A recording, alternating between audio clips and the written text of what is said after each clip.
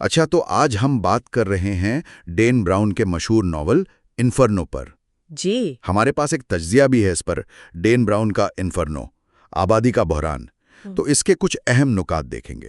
بالکل، یہ ناول ہے ہی ایسا کہ اس پر بات ہونی چاہیے۔ تو کہانی شروع ہوتی ہے ہارورڈ کے پروفیسر رابرٹ لینگڈن سے۔ جی، مشہور ماہر علامات۔ ہاں، وہ اٹلی میں فلورنس کے ایک ہسپتال میں جاگتے ہیں۔ جی سر پہ چوٹ لگی ہے اور پچھلے کچھ دنوں کا کچھ یاد نہیں۔ بالکل، مطلب شروع سے ہی ایک سسپنس بن جاتا ہے ہاں، کہ وہ وہاں کیسے پہنچے، کیا ہوا تھا۔ اور یہ کتاب 2013 میں آئی تھی، ٹھیک؟ جی لینگڈن سیریز کی چوتھی کتاب۔ جی ہے، چوتھی۔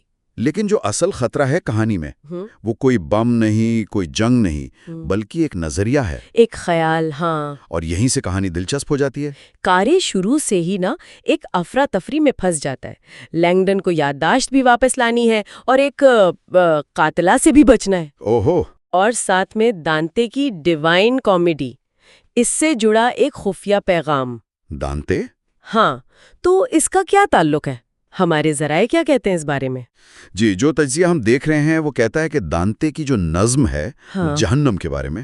ہاں، انفرنو۔ بالکل، وہ اس ناول کے مرکزی خیال یعنی آبادی میں اضافے کے بحران، اس کے لیے ایک بہت طاقتور استعارہ ہے۔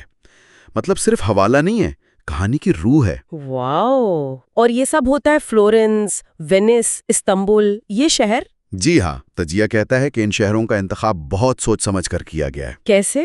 دیکھیں، یہ شہر اپنی تاریخ، اپنے فن اور اپنی گھنی آبادی کے لیے مشہور ہے نا۔ ہاں، صحیح۔ تو یہ آبادی کے بوجھ اور انسانیت کے مستقبل جیسے موضوعات کے لیے بہترین پس منظر ہیں۔ یہ صرف خوبصورت جگہ نہیں ہے، یہ خود علامات ہیں۔ تہذیب کی کامیابیاں اور اس کی قیمت۔ بالکل۔ تو پھر آتے ہیں اس مرکزی خیال پر جو اسے خاص بناتا ہے، آبادی میں اضافہ، اوور پاپولیشن۔ ہمارے تجزیے میں اس پر کیا بات ہوئی ہے؟ ذرائع یہی کہتے ہیں کہ براؤن نے جان بوجھ کر ایک بہت ہی متنازعہ حقیقی مسئلے کو اٹھایا ہے۔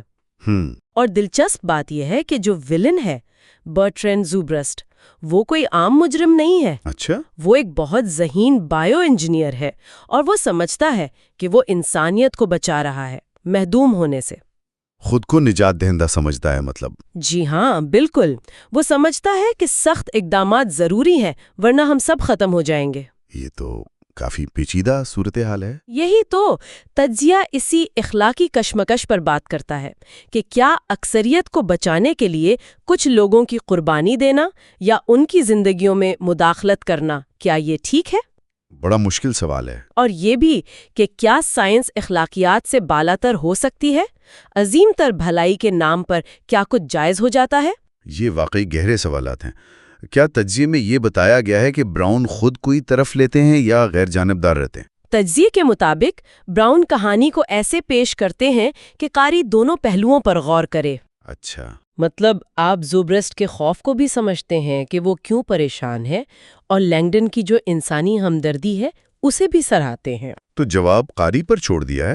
جی، کتاب کوئی حتمی فیصلہ نہیں سناتی، بس آپ کو سوچنے پر مجبور کرتی ہے کہ سائنس اور اخلاق کی حد کہاں ہے۔ یہ صرف سنسنی نہیں بلکہ غور و فکر کی دعوت ہے۔ تو یہ صرف ایک تیز رفتار تھریلر نہیں ہے، بلکہ آج کل کے جو مسائل ہیں ان پر ایک تبصرہ بھی ہے۔ بالکل، تجزیہ بھی یہی کہتا ہے۔ انفرنو تفریحی بھی ہے اور سوچنے کا مواد بھی۔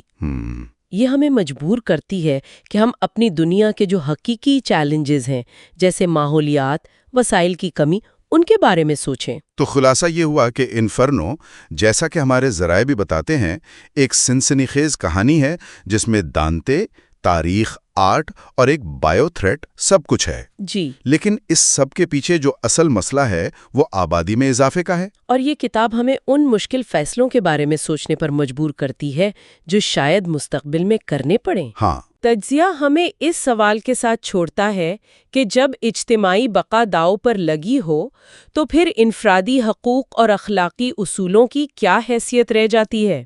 یہ ایک ایسا سوال ہے جس کا کوئی آسان جواب نہیں ہے۔ بالکل نہیں۔ اور شاید یہی وہ نقطہ ہے جسے ڈین براؤن اور یہ تجزیہ اجاگر کرنا چاہتے ہیں۔ اس پر غور کرنے کے لیے بہت کچھ ہے، واقعی۔